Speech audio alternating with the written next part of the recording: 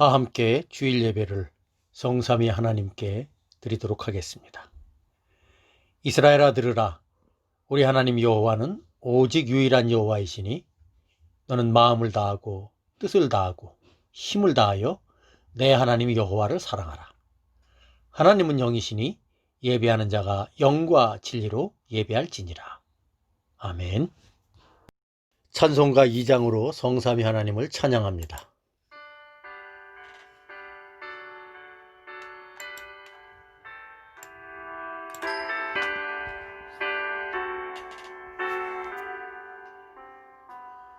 찬양 성부 성자 성령 성삼위일체께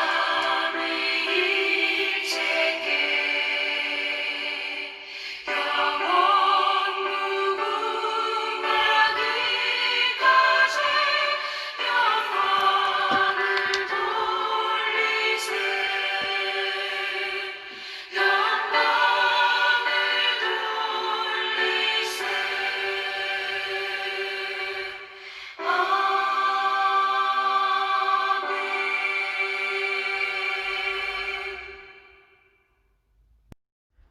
사도신경으로 우리의 신앙을 고백하도록 하겠습니다. 나는 전능하신 아버지 하나님 천지의 창조주를 믿습니다. 나는 그의 유일하신 아들 우리 주 예수 그리스도를 믿습니다. 그는 성령으로 잉태되어 동정녀 마리아에게 나시고 본디오 빌라도에게 고난을 받아 십자가에 못 박혀 죽으시고 장사된 지 사흘 만에 죽은 자 가운데서 다시 살아나셨으며 하늘에 오르시어 전능하신 아버지 하나님 우편에 앉아 계시다가 거기로부터 살아있는 자와 죽은 자를 심판하러 오십니다. 나는 성령을 믿으며 거룩한 공교회와 성도의 교제와 죄를 용서받는 것과 몸의 부활과 영생을 믿습니다. 아멘. 찬송가 27장으로 하나님을 찬양합니다.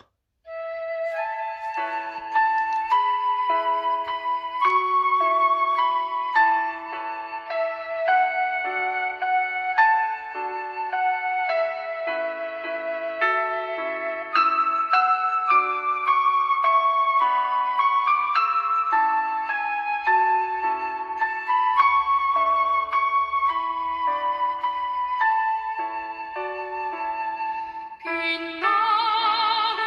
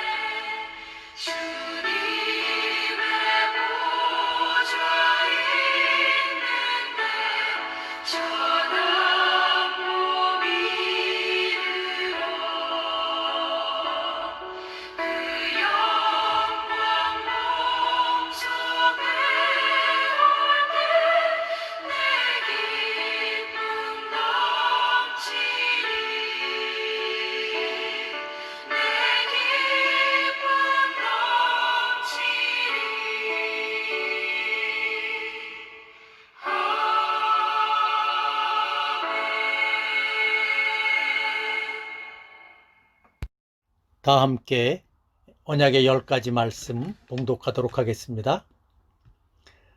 하나님이 이 모든 말씀으로 말씀하여 이르시되 나는 너를 애굽 땅 종되었던 집에서 인도하여 낸 내 하나님 여호와니라. 너는 나 외에는 다른 신들을 내게 두지 말라.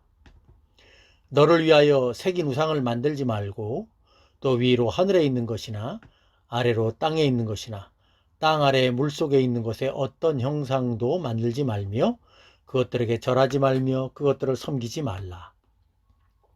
나 내 하나님 여호와는 질투하는 하나님인즉 나를 미워하는 자의 죄를 갚되 아버지로부터 아들에게로 3, 4대까지 이르게 하거니와 나를 사랑하고 내 계명을 지키는 자에게는 1000대까지 은혜를 베푸느니라. 너는 내 하나님 여호와의 이름을 망령되게 부르지 말라. 여호와는 그의 이름을 망령되게 부르는 자를 죄 없다 하지 아니하리라. 안식일을 기억하여 거룩하게 지키라. 엿새 동안은 힘써 내 모든 일을 행할 것이나 일곱째 날은 내 하나님 여호와의 안식일인즉 너나 내 아들이나 내 딸이나 내 남종이나 내 여종이나 내 가축이나 내 문 안에 머무는 객이라도 아무 일도 하지 말라. 이는 엿새 동안에 나 여호와가 하늘과 땅과 바다와 그 가운데 모든 것을 만들고 일곱째 날에 쉬었습니다. 그러므로 나 여호와가 안식일을 복되게 하여 그날을 거룩하게 하였느니라. 내 부모를 공경하라.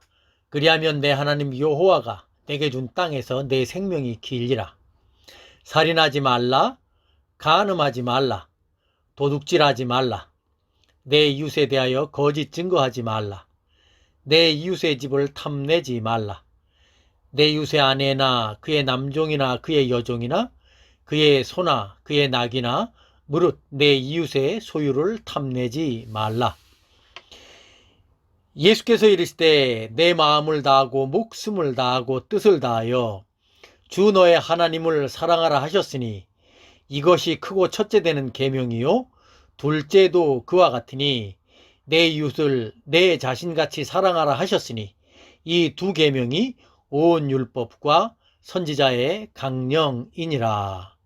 아멘. 주약에 맞춰 지난 한 주일간의 삶을 돌아보며 우리의 연약함과 죄악들을 고백하고 하나님의 은혜를 구하는 시간 갖도록 하겠습니다.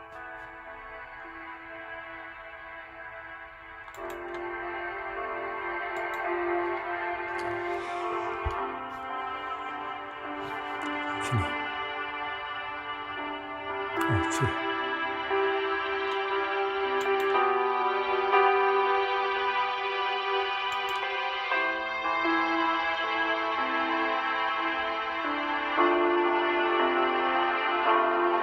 아버지 하나님,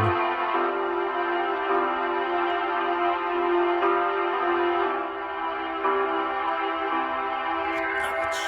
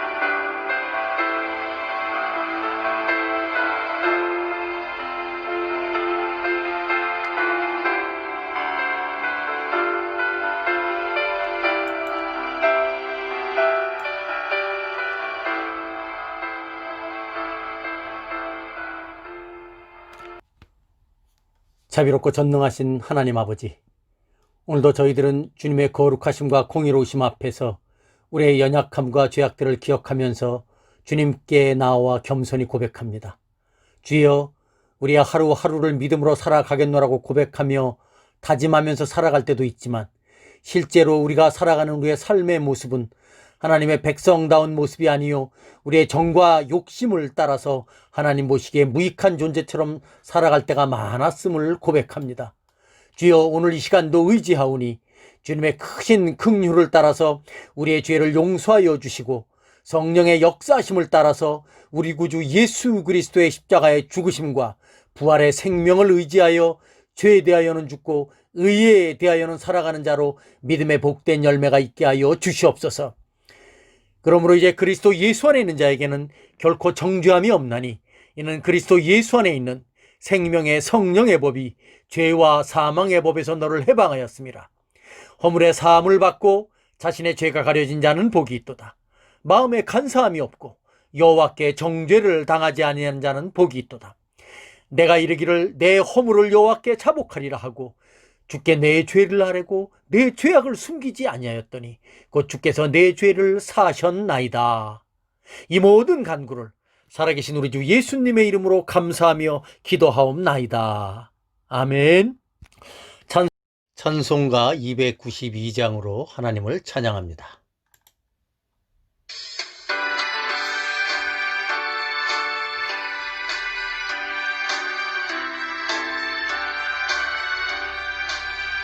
주 없이 살 수 없는 죄인의 구주여 그 귀한 몸의 피로 날 구속하소서 구주의 손으로 흘리신 보혈이 내 소망 나의 위로 내 영광 됩니다. 주 없이 살 수 없네 나 혼자 못 서리 힘없고 부족하며 지혜도 없도다. 내 주는 나의 생명 또 나의 힘이라 주님을 의지하여 지혜를 얻으리. 주 없이 살 수 없네 내 주는 아신다.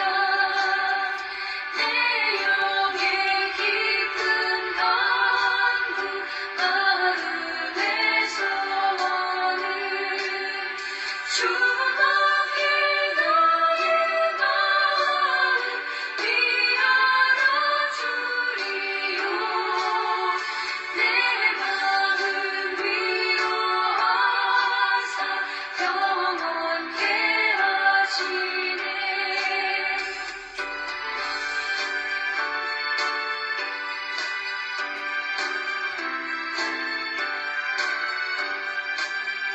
주 없이 살 수 없네 세월이 흐르고 이 깊은 고독 속에 내 생명 끝나도 사나운 풍랑일 때 날 지켜주시니 내 곁에 계신 주님 늘 힘이 됩니다.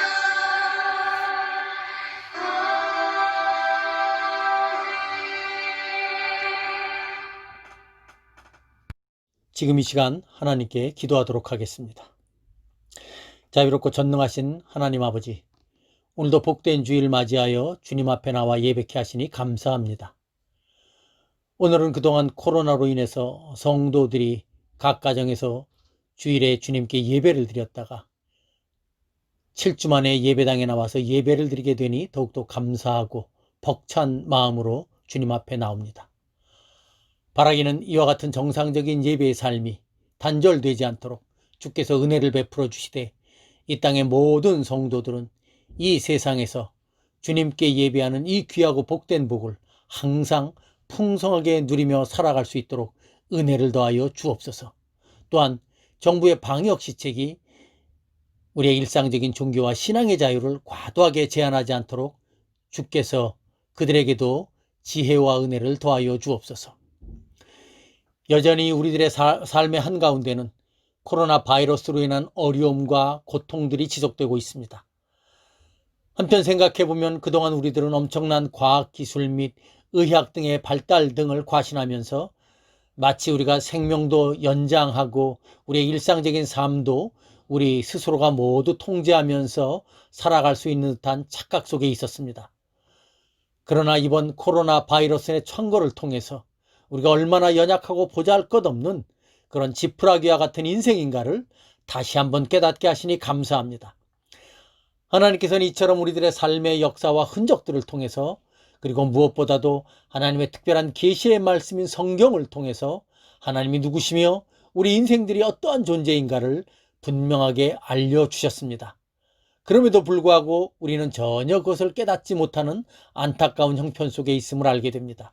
주여 바라오니 이번 일들을 통해서 다시 한번 예수 믿는 신자들의 마음과 생각을 각성시켜 주셔서 살아계신 하나님을 경외하는 신앙으로의 회복을 허락하여 주시되, 세상 정부는 머리 대신 주님의 교회를 함부로 경시하는 그런 잘못된 행정명령이나 정치 활동 등을 하지 않도록 주께서 은혜를 더하여 주옵소서. 주여, 우리의 군포원약교회 성도들을 위해서 기도합니다. 코로나로 인하여 많이 어려워진 모든 성도들의 가정과 직장과 사업장을 붙들어 주시되, 특별히 건강이 연약한 성도들에게는 건강이 하루속히 회복시켜 주시옵소서. 특별히 수술 후 중환자실에 입원해 계신 이귀수 어머님을 주께서 불쌍히 여겨주사 이 세상을 사는 동안에 믿음의 복을 누리며 살아갈 수 있도록 주께서 인도해 주옵소서. 특별히 이번 코로나로 인한 경제적인 어려움에 처한 성도들이 있습니다. 주여, 어려움에 처한 성도들에게는 그 고난의 시간들을 잘 견뎌낼 수 있도록 오래 참음의 은혜를 더하여 주시옵소서. 또한 배움의 길에 있는 우리의 자녀들이 있습니다. 그들에게는 아버지 하나님, 참 정상적인 학교 생활을 제대로 살아가지 못하고 있지만 주께서 그들에게도 은혜를 더하여 주셔서 학업을 최선을 다해서 잘 감당해 나갈 수 있도록 인도해 주시고, 특별히 취업을 준비하는 우리의 자녀들에게는 지혜를 더하여 주셔서 곧 있을 시험에도 좋은 결실을 맺게 하여 주시옵소서. 또한 선교지에서 사역을 감당하는 선교사님들이 있습니다. 주여, 그 가정도 붙들어 주시고 그 사역 가운데 함께해 주시되, 특별히 우리 교회와 협력하는 전휴성, 신성익, 신승훈 선교사님들의 가정과 사역 가운데도 늘 동행하여 주셔서 어려움 속에서도 잘 인내하며 견디게 하여 주셔서 주님께서 맡겨주신 귀한 사명 잘 감당해 나갈 수 있도록 인도해 주시옵소서. 이 모든 간구를 살아계신 우리 주 예수님의 이름으로 감사하며 기도하옵나이다. 아멘. 찬송가 446장으로 하나님을 찬양하겠습니다.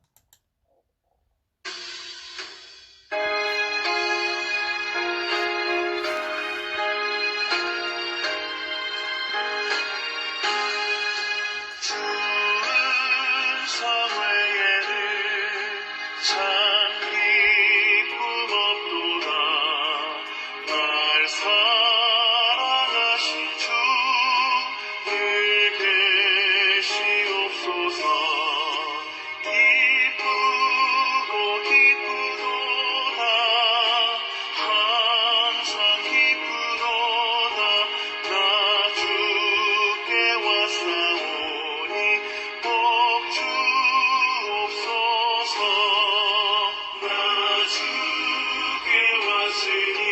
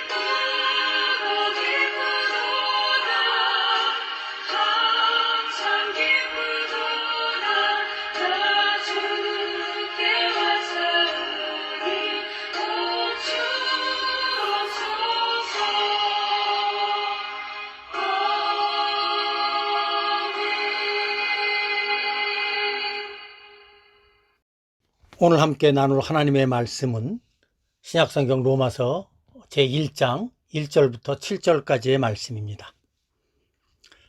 신약성경 로마서 제1장 1절부터 7절까지의 말씀 제가 봉독합니다. 예수 그리스도의 종 바울은 사도로 부르심을 받아 하나님의 복음을 위하여 택정함을 입었으니 이 복음은 하나님이 선지자들을 통하여 그의 아들에 관하여 성경에 미리 약속하신 것이라. 그의 아들에 관하여 말하면 육신으로는 다윗의 혈통에서 나셨고 성결의 영으로는 죽은 자들 가운데서 부활하사 능력으로 하나님의 아들로 선포되셨으니 곧 우리 주 예수 그리스도시니라. 그로 말미암아 우리가 은혜와 사도의 직분을 받아 그의 이름을 위하여 모든 이방인 중에서 믿어 순종하게 하나니 너희도 그들 중에서 예수 그리스도의 것으로 부르심을 받은 자니라. 로마에서 하나님의 사랑하심을 받고 성도로 부르심을 받은 모든 자에게 하나님 우리 아버지와 주 예수 그리스도로부터 은혜와 평강이 있기를 원하노라. 아멘. 이 시간 말씀을 위해서 기도하도록 하겠습니다. 하나님 아버지 감사합니다. 오늘도 이렇게 귀하고 복된 예배 시간을 허락하여 주시고 또 이렇게 하나님의 말씀을 들을 수 있는 은혜의 시간 감사드립니다. 아버지 하나님, 이제 주님께서 우리에게 특별 계시로 허락해 주신 이 로마서의 말씀을 우리 교우님들과 함께 나누려고 합니다. 주님께서 저희들에게 깨달음의 은혜를 더하여 주시고 또 부족한 종의 입술을 통해서 이 성경 말씀을 잘 강해하고 우리 하나님의 말씀을 잘 듣고 그 말씀을 깨닫고 순종함으로 말미암아 하나님 앞에서 30배, 60배, 100배의 아름다운 믿음의 결실을 맺는 우리 모든 성도들의 삶이 될 수 있도록 축복하여 주시옵소서. 이 모든 간구를 살아계신 우리 주 예수님의 이름으로 감사하며 기도하옵나이다. 아멘. 여러분 반갑습니다. 8월 30일부터 시작해서 10월 첫째 주간, 지난 주간까지 약 6주간의 비대면으로 예배를 드리다가 오늘 이렇게 또 예배당에서 여러분들과 함께 예배를 드릴 수 있게 되었는데 감사한 마음입니다.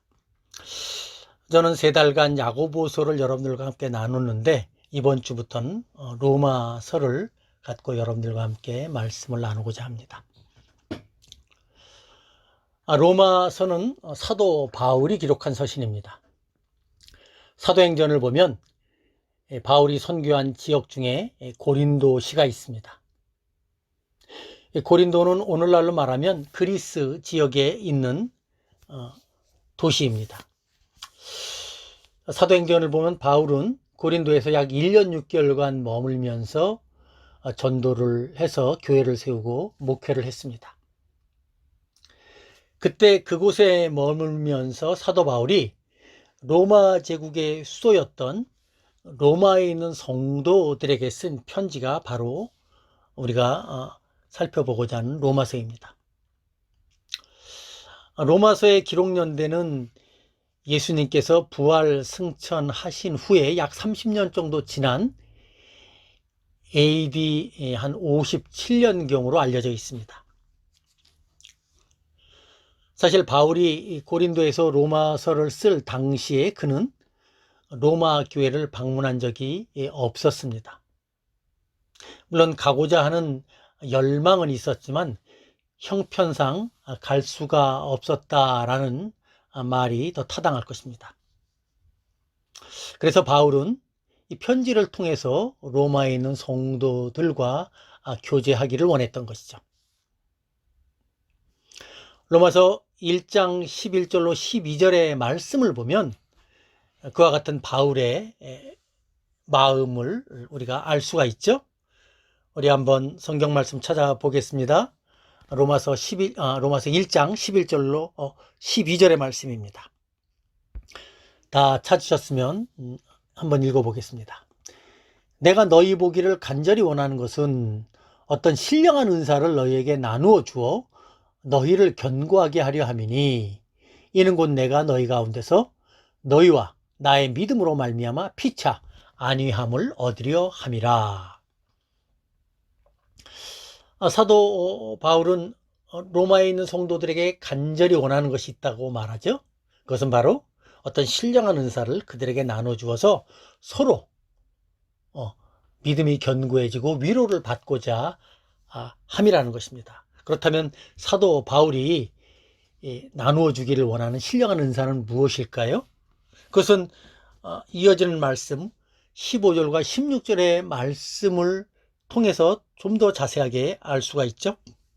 우리 15절로 16절의 말씀도 한번 읽어보도록 하겠습니다. 로마서 1장 15절 16절의 말씀입니다.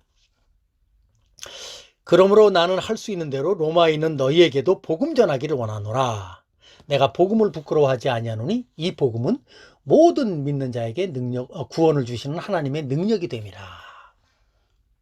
즉 사도 바울이 로마에 있는 성도들에게 꼭 알려주고자 전해주고자 했던 것은 바로 예수 그리스도의 복음이었습니다. 사도 바울은 로마에 있는 성도들에게 그 복음을 좀 더 자세하게 분명하게 알려서 그들로 하여금 정말 놀라운 주님의 은혜를 깨닫도록 소망한 것이죠. 그래서 이 로마서를 기록했다고 말하고 있습니다. 그렇기 때문에 로마서에는 가장 분명하고도 확실한 바울이 전하려고 했던 그리스도의 복음이 풍성하게 명확하게 기록되어 있다는 사실을 우리는 이해할 수가 있는 것이죠. 오늘날 우리도 역시 그리스도의 복음을 분명하고 확실하게 알아보려고 하면, 그것을 배우려고 하면 우리도 역시 로마서를 읽어야 한다는 것이죠. 로마서를 연구해야 됩니다. 로마서를 묵상하면 될 것입니다. 즉 로마서는 성경 66권 중에서 가장 풍성한 그리스도의 복음이 잘 나타나 있는, 드러나 있는 하나님의 말씀이다라는 것을 우리는 이러한 바울의 이 로마서 1장에 있는 내용들을 통해서 알 수가 있습니다. 그래서 우리는 이 어려운 시대에 다시 한번 이 로마서를 살펴보려고 하는 것이죠. 로마서는 총 16장으로 되어 있죠. 로마서의 주제는 우리가 다 아는 것처럼 이신칭의, 즉 믿음으로만 의롭게 된다, 의로워진다라는 그런 이신칭의 교리입니다. 바울이 로마서에서 이신칭의, 즉 믿음으로 말미암아 의로워진다라고 하는 이 복음의 핵심을 강조한 것은 그만큼 그 당시에 유대인들을 통한 율법주의가 교회 안에서도 만연되어 있기 때문입니다. 사실 이방인들에게 그리스도의 복음이 증거되기 시작한 것은 유대인들을 통해서였습니다. 예수님도 유대인이었고 예수님의 제자들도 다 유대인들이었습니다. 그래서 본토 유대인이든지 또는 디아스포라 유대인이든지 간에 그들을 통해서 먼저 복음이 들어갔고 그들을 통해서 이방인 지역에까지도 복음이 증거된 것이죠. 그 중에서도 가장 대표적인 지역이 바로 로마라 할 수 있습니다. 그렇기 때문에 많은 이방인 지역의 교회에서는 자신들도 모르게 이 복음을 받으면서 동시에 유대인들이 가지고 있었던 율법주의가 이방인 교회에 아주 몹시 만연하게 들어가 있었던 것이죠. 그래서 바울은 이 로마서를 통해서 정말 율법주의가 배제된 순수한 복음의 의미를 다시 한번 강조하기를 원했고, 그런 바울의 마음이 오늘 이 로마서를 통해서 그대로 로마의 교인들에게 전달되기를 원했던 것이죠. 그것이 로마서 1장에 잘 나타난 것입니다. 사실 로마서는 크게 두 부분으로 나눌 수 있습니다. 아까 말씀드린 대로 총 16장으로 되어 있다고 그랬는데 1장부터 11장까지는 그리스도의 복음, 즉 이신칭의의 복음이 무엇인가 하는 것을 잘 가르치고 있습니다. 구약 성경부터 쭉 이어져 온 그 이신칭의의 복음의 의미. 종종 많은 사람들은 구약에서는 율법을 통해서 구원받는다라는 교리를 가르쳤다고 이해하는데 전혀 그렇지 않습니다. 이미 구약에서도 하나님께서 이스라엘 백성들에게 무엇을 가르치냐면 복음을 제시하셨고 복음을 드러내 주셨고 복음으로 즉 믿음으로 말미암아 구원받는다는 이신칭의 교리를 구약을 통해서도 드러내 주셨습니다. 그리고 그것을 이제 로마서에서 환하게 밝히 드러낸 것이죠. 그래서 1장부터 11장까지는 그런 이신칭의의 복음이 구약에서부터 어떻게 시작되었고 그것이 예수 그리스도의 십자가의 은혜를 통해서 어떻게 나타났는가 하는 것을 분명하게 드러내주고 있죠. 그리고 이제 12장부터 16장까지는 그런 이신칭의의 믿음의 교리를 믿게 된 신자들이 이 땅 가운데서 어떻게 신자의 삶을 잘 구현해 낼 수 있는가, 구현해 나가야 하는가 하는 것을 12장부터 16장 사이의 말씀에서 가르치고 있죠. 우리는 로마서를 생각하게 되면 가장 먼저 종교개혁자 루터를 생각하게 됩니다. 루터는 1517년 10월 31일 비텐베르크 성 교회에 95개 교회 반박문을 게시함으로써 천주교와의 종교개혁 전쟁을 시작한 인물입니다. 그 당시 루터가 종교개혁을 시작하면서 낸 가장 중요한 교리적 선언이 바로 로마서의 이신칭의의 교리입니다. 당시 천주교회는 성경에 기록된 이 분명하고도 확실한 이신칭의의 교리를 완전히 지하 깊숙한 곳에 가두어 놓고 있었습니다. 물론 루터가 이신칭의의 교리를 처음 깨달은 사람은 아니죠. 루터 이전에도 이미 수많은 믿음의 사람들이 오직 은혜로만, 오직 믿음으로만 구원에 이른다는 놀라운 사실을 깨닫고 있었습니다. 그러나 루터는 천주교회와의 종교개혁을 시작하면서 이신칭의의 교리를 세상 밖으로 끄집어낸 인물입니다. 그리고 그런 루터의 종교개혁의 도화선이 된 말씀이 바로 로마서 말씀이죠. 우리가 잘 아는 로마서 1장 17절의 말씀입니다. 복음에는 하나님의 의가 나타나서 믿음에 이르게 하나니 기록된 바 오직 의인은 믿음으로 말미암아 살리람과 같으니라. 이 말씀이 정말 루터의 종교개혁의 가장 핵심이 되는 중요한 도화선이 되는 말씀이다 라는 것을 우리는 역사의 기록을 통해서 알 수가 있죠. 루터는 로마서에 대해서 이렇게 말했습니다. 그의 로마서 주석을 보면 로마서는 신약 성경의 중심부이자 가장 순수한 복음이다.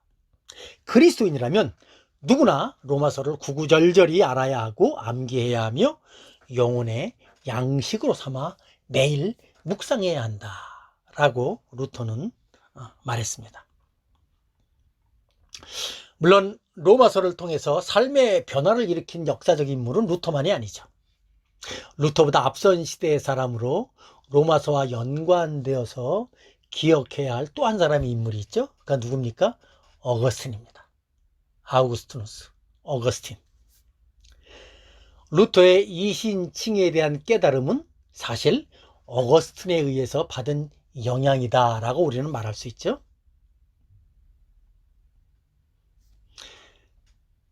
우리가 알다시피 어거스틴은 젊은 시절부터 마니교라는 이단에 빠져서 방탕한 삶을 살아왔던 사람입니다.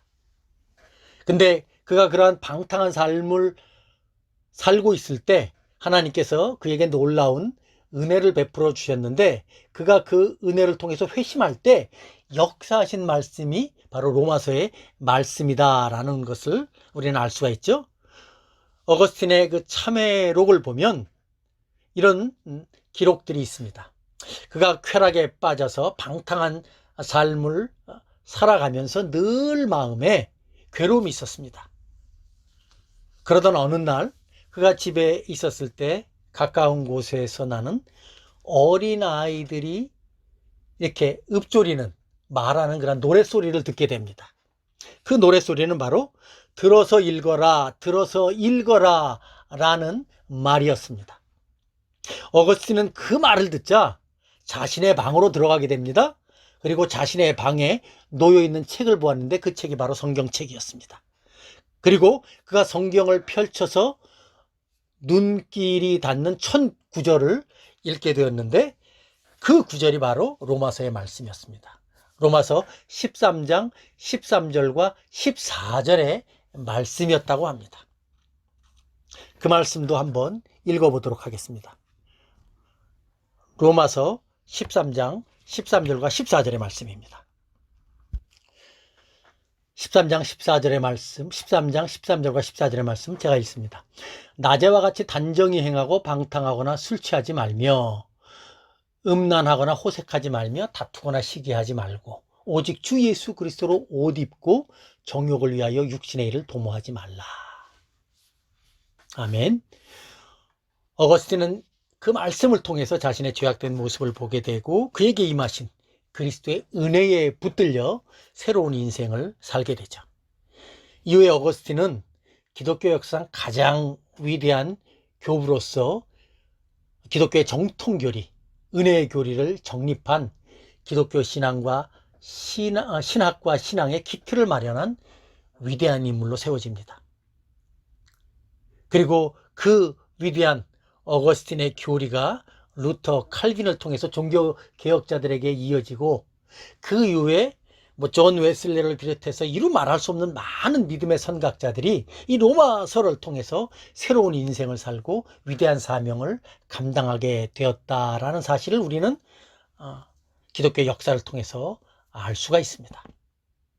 이처럼 로마서는 기독교 역사에서 가장 큰 영향력을 끼친 말씀이다 라고 우리는 이해할 수 있죠. 오늘날도 많은 사람들이 로마서를 통해서 복음의 진리를 새롭게 깨닫고 은혜를 누리고 있습니다. 바라기는 이번 기회에 이 로마서를 설교하고 준비하고 설교하는 저를 비롯해서 우리 모든 교우들도 이 로마서의 말씀을 새롭게 이제 깨닫고 은혜 받고 또 이 말씀을 통해서 우리의 삶이 새롭게 변화되는 그런 좋은 시간이 되었으면 좋겠습니다. 그러기 위해서는 로마서를 좀 더 많이 읽고 묵상하고 또 로마서와 관련된 주석이나 좋은 책들도 제가 여러분들에게 추천 도서를 통해서 알려드릴 테니까 꼭 참고하시면서 함께 신앙의 좋은 성장의 시간이 될 수 있었으면 합니다. 그런 복된 시간이 되시길 주님의 이름으로 축원합니다. 오늘 읽은 로마서 1장 1절로 7절은 사도 바울의 편지에 나와 있는 인사말에 관계된 부분입니다. 근데 여러분, 오늘 우리가 읽은 이 인사말, 다른 바울 서신의 인사말과는 그 형태에 있어서 조금 다른 것을 우리가 발견하실 수가 있을 것입니다. 우리가 한번 참고로 사도 바울의 다른 서신서의 인사말 한번 좀 읽어보도록 하겠습니다. 고린도전서, 로마서와 비슷한 분량인 고린도전서 1장 1절로 3절의 말씀 한번 읽어보도록 하겠습니다. 로마서 다음에 있는 고린도전서 1장 1절로 3절의 말씀입니다. 다 찾으셨으면 제가 한번 읽어보도록 합니다. 하나님의 뜻을 따라 그리스도 예수의 사도로 부르심을 받은 바울과 형제 소스데네는 고린도에 있는 하나님의 교회 곧 그리스도 예수 안에서 거룩하여지고 성도라 부르심을 받은 자들과 또 각처에서 우리의 주 곧 그들과 우리의 주 대신 예수 그리스도의 이름을 부르는 모든 자들에게 하나님 우리 아버지와 주 예수 그리스도로부터 은혜와 평강이 있기를 원하노라. 아멘. 사실 여러분 눈치채셨는지 모르지만 대부분의 사도 바울 서신의 인사말을 보면 방금 읽은 고린도전서처럼 자신의 소개와 더불어 편지를 받는 사람들에게 하나님의 은혜와 평강을 이제 전하면서 끝내죠. 인사말은 그렇게 간단하게 끝냅니다. 그런데 오늘 우리가 읽은 로마서의 인사말은 그렇지 않죠. 로마서의 인사말은 오늘 우리가 읽은 본문에처럼 1절부터 7절까지의 말씀으로 조금 깁니다. 다른 편지의 인사말의 2배 또는 3배 정도에 되는 분량이죠. 사실 오늘 우리가 읽은 고린도전서의 인사말도 좀 긴 분량인데 다른 서신서의 인사말들은 훨씬 더 짧죠. 왜 바울은 이렇게 긴 인사말로 편지를 시작할까요? 아마 가장 큰 이유는 사도 바울이 로마 교회를 개척하지 않았기 때문입니다. 다른 바울의 서신서들을 보면 대부분 바울과 직접적으로 관련이 있는 그러한 지역, 그런 교회에 쓴 편지입니다. 그런데 이 로마서는 바울과 로마의 교인들 사이에 개인적인 관계가 거의 없는 상태에서 사도 바울이 로마에 있는 교인들에게 편지를 쓴 것입니다. 그렇기 때문에 바울은 자기 자신에 대해서 좀 더 잘 소개할 필요가 있었던 것이죠. 더 나아가 자신이 어떻게 하나님의 복음을 위한 사도가 되었는지 잘 소개할 필요가 있었습니다. 그래서 이렇게 좀 긴 인사말이 기록된 것이다. 우리는 그렇게 이해할 수가 있습니다. 그렇다면 바울이 로마의 교인들에게 자신을 어떻게 소개하고 있을까요? 다시 한번 로마서 본문 1장 1절을 한번 읽어보도록 하겠습니다. 로마서 1장 1절 제가 다시 한번 읽습니다. 예수 그리스도의 종 바울은 사도로 부르심을 받아 하나님의 복음을 위하여 택정함을 입었으니. 여기서 바울은 자신을 예수 그리스도의 종이라고 소개합니다. 예수 그리스도의 종 바울은 사실 13권의 바울 서신 가운데 대부분의 서신서들은 그 시작을 예수 그리스도의 사도라는 말로 시작을 합니다. 13권의 바울 서신 중에 11권이 그렇게 시작하죠.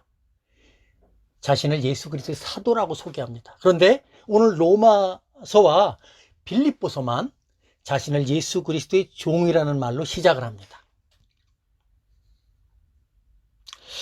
사실 이 종이라는 말은 노예라는 그런 의미죠. 어찌 보면 자신은 노예다. 물론 그냥 사람의 노예가 아니라 예수 그리스도의 노예요 종이다 라는 그런 앞에 수식어가 붙긴 하지만 자신을 그렇게 노예로 소개합니다. 사실 보통의 경우에는 자신을 소개할 때 자신이 부끄러울 것이 없는, 그래도 내세울 만한 자격이 있는 사람이라고 소개하는 것이 일반적인 것이죠. 그래서 사도 바울도 다른 11권의 서신서에는 자신을 예수 그리스도의 사도라고 먼저 소개하고 있습니다. 그런데 로마 교회처럼 자신과 개인적인 관계가 형성되지 못한 교회에 편지를 할 경우에는 더욱더 자신을 어떻게 보면 잘 내세워야 될 그런 입장이죠. 그럼에도 불구하고 사도 바울은 오늘 본문에서 자신의 사도됨을 먼저 소개하지 않고 예수 그리스도의 종, 노예라는 사실을 먼저 말하고 있죠. 우리는 사도 바울이 왜 이런 인사말로 그의 편지를 시작할까? 그것을 한번 좀 생각해 볼 필요가 있습니다. 사실 당시의 노예는 사고 파는 물건과 같은 취급을 받는 존재였죠. 일종의 말하는 재물, 말하는 가축과 같은 존재가 바로 노예였습니다. 즉 노예라는 표현 속에, 즉 종이라는 표현 속에는 누군가에 매여 있는, 누군가에 소속되어 있는 그런 신분을 말하죠. 그 중에서도 가장 보잘것없는, 가장 가치 없는 존재가 바로 종, 노예라는 신분이죠. 근데 바울이 이렇게 자신을 표현하고 있습니다. 바울이 왜 이렇게 자신을 그렇게 낮추어서 소개할 수 있을까요? 그것은 사도 바울이 예수 그리스도와의 관계 속에서, 즉 그가 예수 그리스도를 어떻게 믿게 되었는지, 예수님께서 그를 어떻게 부르셨는지 그 사건과 밀접한 관계가 있음을 우리는 성경을 통해서 알게 됩니다. 바울이 예수님을 그리스도로, 즉 메시아로 믿기 전까지 바울에게 있어서 예수님이라는 존재, 또 그 예수를 믿고 따르는 기독교 신자들과 기독교라고 하는 그 종교, 그것은 바울이 예수를 믿기 전에는 정말 기독교의 창시자인 예수, 그리고 그 기독교를 믿는 교회와 신자들, 그들은 이 세상 가운데 있어서는 안 될 그런 해충과 같은, 반드시 박멸해야 될 그런 존재로 여겼던 사람이 바로 사도 바울이었습니다. 그래서 사도 바울이 부활하신 예수님을 만나기 전에는 그는 그의 인생의 사명과 목적을 예수를 믿고 따르는 기독교 이단자들을 박멸하는 것에 두었었습니다. 그런 바울의 활약상을 어디서 우리가 볼 수 있습니까? 사도행전 앞부분을 보면 잘 나타나 있죠. 사도행전 앞부분을 보면 그러한 바울의 활약상을 우리가 볼 수가 있습니다. 우리 한번 또 성경 말씀 찾아보도록 하겠습니다. 사도행전 7장 54절로 8장 1절까지의 말씀입니다. 사도행전 7장 54절로 8장 1절까지의 말씀 다 함께 찾아보겠습니다. 사도행전 7장 54절로 8장 1절까지의 말씀도 제가 천천히 봉독합니다. 그들이 이 말을 듣고 마음에 찔려 그를 향하여 이를 갈거늘 스데반이 성령 충만하여 하늘을 우러러 주목하여 하나님의 영광과 및 예수께서 하나님 우편에 서신 것을 보고 말하되 보라 하늘이 열리고 인자가 하나님 우편에 서신 것을 보노라 한데 그들이 큰 소리를 지르며 귀를 막고 일제히 그에게 달려들어 성 밖으로 내치고 돌로 칠세 증인들이 옷을 벗어 사울이라 하는 청년의 발 앞에 두니라. 그들이 돌로 스데반을 치니 스데반이 부르짖어 이르되 주 예수여 내 영혼을 받으시옵소서 하고 무릎을 꿇고 크게 불러 이르되 주여 이 죄를 그들에게 돌리지 마옵소서 이 말을 하고 자니라. 사울이 그의 죽임당함을 마땅히 여기더라. 아멘. 이 말씀은 초대교회의 집사였던 스데반이 복음을 전하다가 돌에 맞아 순교하는 내용이죠. 그런데 이 말씀 보면 그때 스데반을 죽이는데 앞장섰던 사람이 누굽니까? 바로 사울이라는 청년입니다. 그런데 이 사울이라는 이름을 가진 청년, 그가 바로 회심하기 전에 바울입니다. 그리고 우리가 아는 대로 9장을 보면 이 사울은 이 예루살렘 내에 스데반을 죽이는 일에도 부족해서 그는 이제 이스라엘 나라 밖에 있는 예루살렘 밖에 있는 교인들을 잡아 들이기 위해서 시리아의 다메섹까지 원정 박해를 하러 갑니다. 그런데 그가 다메섹으로 가는 도중에 부활하신 예수님을 만나게 되고 그곳에서 사울은 부활하신 예수님을 만난 후에 회심하게 되죠. 그 장면도 한번 우리가 살펴볼 필요가 있습니다. 이 모든 것들이 그가 왜 로마 교인들에게 자신을 그리스도의 종이라고 말하는지에 대한 아주 좋은 배경이 되죠. 우리 한번 또 사도행전 제9장 말씀을 한번 좀 보겠습니다. 사도행전 9장 1절부터 9절까지의 말씀입니다. 사도행전 9장 1절부터 9절까지의 말씀 제가 한번 읽습니다. 사울이 주의 제자들에 대하여 여전히 위협과 살기가 등등하여 대제사장에게 가서 다메섹 여러 회당에 가져갈 공문을 청하니 이는 만일 그 도를 따르는 사람을 만나면 남녀를 막론하고 결박하여 예루살렘으로 잡아오려 함이라. 사울이 길을 가다가 다메섹에 가까이 이르더니 호련히 하늘로부터 빛이 그를 둘러 비추는지라. 땅에 엎드러져 들음에 소리가 있어 이르되 사울아 사울아 내가 어찌하여 나를 박해하느냐 하시거늘 대답하되 주여 누구시니까 이르되 나는 내가 박해하는 예수라. 너는 일어나 시내로 들어가라. 내가 행할 것을 내게 이를 자가 있느니라 하시니 같이 가던 사람들은 소리만 듣고 아무도 보지 못하여 말을 못하고 서 있더라. 사울이 땅에서 일어나 눈은 떴으나 아무것도 보지 못하고 사람의 손에 끌려 다메섹으로 들어가서 사흘 동안 보지 못하고 먹지도 마시지도 아니하니라. 아멘. 이 말씀을 보면 사울은 예수님을 핍박했지만 주님은 부활의 영광 가운데서 사울을 부르시죠. 우리가 아는 대로 다메섹 도상에서 부활하신 예수님을 만난 사울은 회심해서 예수님을 메시아로 믿고 영접하여 그리스도의 사도로서의 복음 증거자로서의 삶을 이후에 살아가게 되죠. 그러면서도 사울은 이제 바울이 되어서 원래 이전에 사울이라는 말은 큰 자라는 뜻인데 바울이라는 말은 아주 작은 자라는 뜻입니다. 바울은 정말 그리스도 앞에서 아주 작은 자로서의 삶을 살아가면서 그리스도의 복음을 전하면서 늘 빚진 자의 마음으로 복음을 전하죠. 그래서 바울은 자신을 소개함에 있어서 예수 그리스도의 종이라고 소개한 것입니다. 여러분, 종은 자신을 주장할 수 없는 사람입니다. 늘 주인을 높이는 사람이죠. 종의 존재 가치는 주인에게 있습니다. 바울은 자신을 예수 그리스도의 종이라고 말할 때 그는 분명히 그런 마음으로 고백했다는 것이죠. 그리고 실제로 바울의 삶이 그러하지 않았습니까? 우리가 요즘 이제 매일 성경 말씀 묵상을 보고 있는데 지금 고린도 후서를 보고 있죠. 우리가 어제 살펴본 고린도 후서 11장에 나오는 내용이 바로 그 내용 아닙니까? 고린도서 11장 30절 보면 바울은 자신의 약한 것을 자랑한다고 말하죠. 실제로 바울은 그 누구보다도 자랑할 만한 것이 많은 사람이죠. 예수 믿기 전에 바울은 그야말로 그 세상 가운데서 잘 나갔던 사람이죠.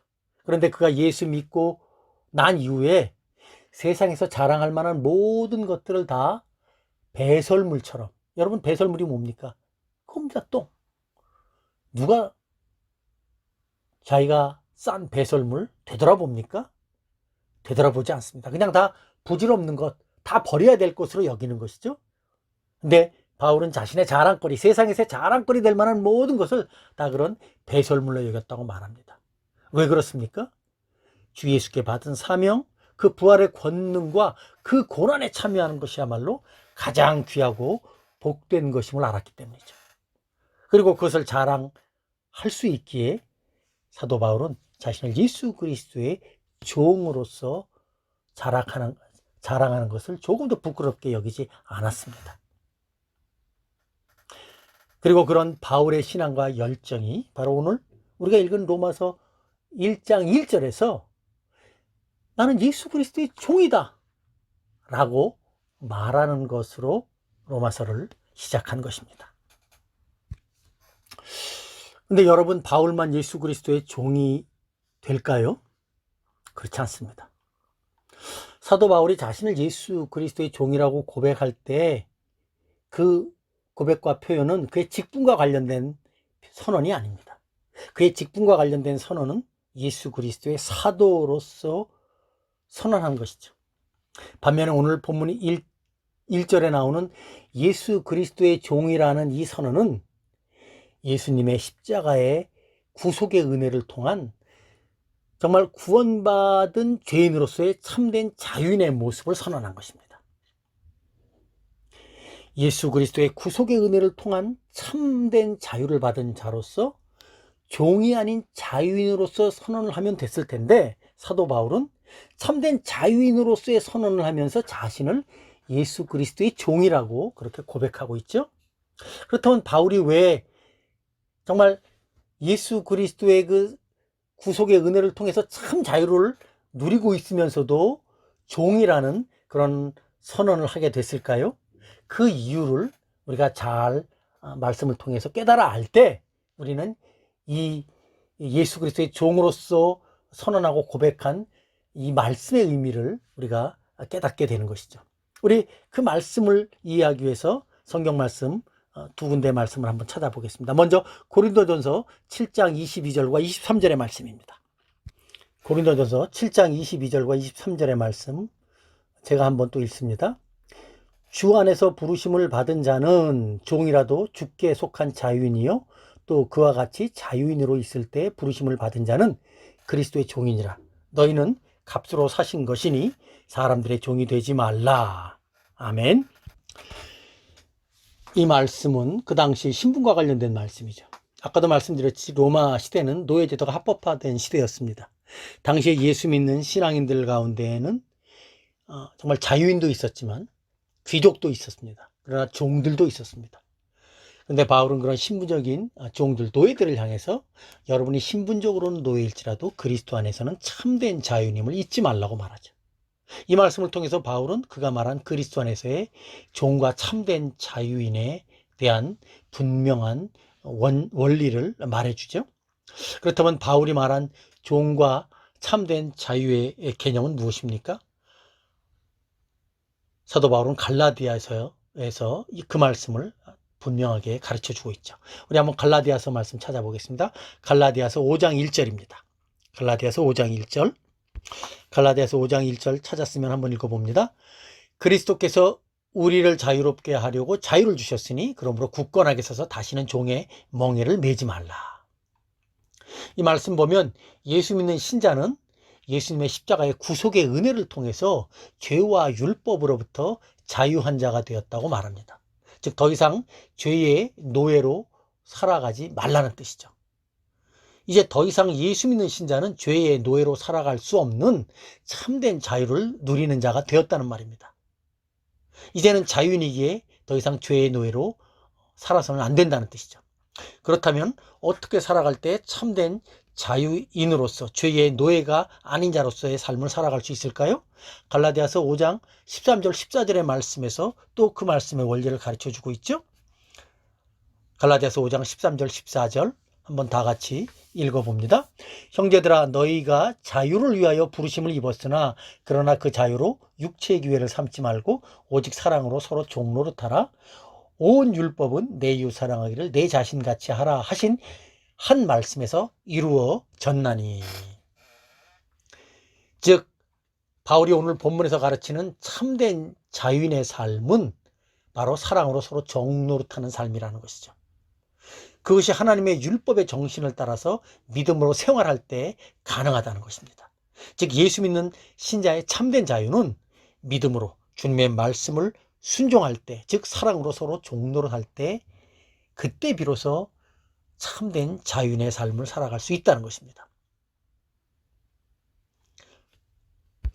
그런데 우리가 여기서 잘 생각해야 할 것이 있습니다. 사실 예수님은 우리를 종으로 부르지 않으셨습니다. 예수님은 우리를 친구로 대하셨습니다. 또 예수님은 우리를 아내로, 신부로 대하셨습니다. 그런데 우리는 예수 그리스도를, 주님과 우리와의 관계는 정말 친구의 관계요, 신부와 신랑의 관계지만 우리는 예수님을 주인으로서 섬겨야 한다는 것이죠. 왜냐하면 우리가 이 세상을 살아갈 때, 그런 종된 마음으로 살아갈 때 비로소 주인의 말씀을 제대로 실천하며 살아갈 수 있기 때문입니다. 예수님도 그렇게 사셨습니다. 예수님도 이 땅 가운데 오셨을 때 하나님의 아들이셨지만 참으로 사람의 아들로서 아들처럼 사셨습니다. 하나님의 말씀을 다 순종하며 살았습니다. 주님도 십자가의 고난의 길을 갈 때 그런 마음으로 가셨다는 것이죠. 그래서 사도 바울은 오늘 우리들에게 그런 종된 마음으로 살아가라고 말씀하고 있는 것입니다.